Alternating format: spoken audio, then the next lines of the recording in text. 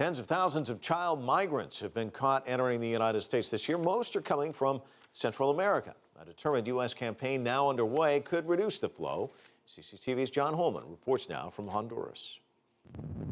The Tigers are an elite Honduran police unit created to hunt down drug gangs.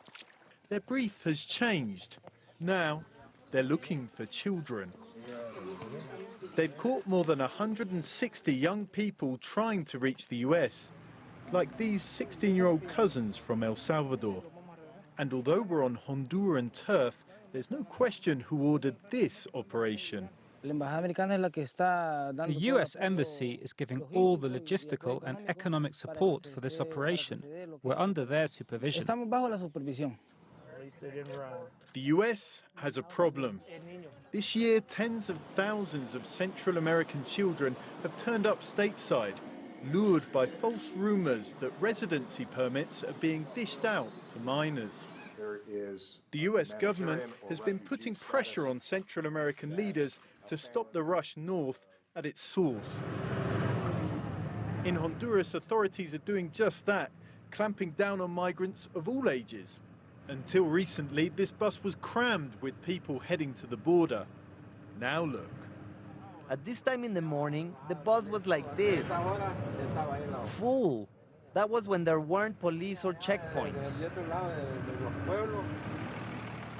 In the 3 hours I spent hopping buses and asking passengers, Alexander was the only one who reluctantly admitted he was heading to the US.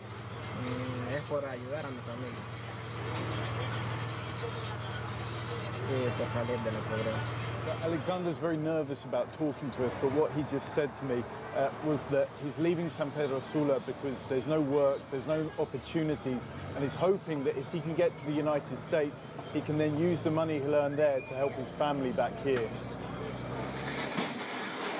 The journey north is long and dangerous. Criminal bands prey on migrants along the route, and thousands die crossing the desert into the US.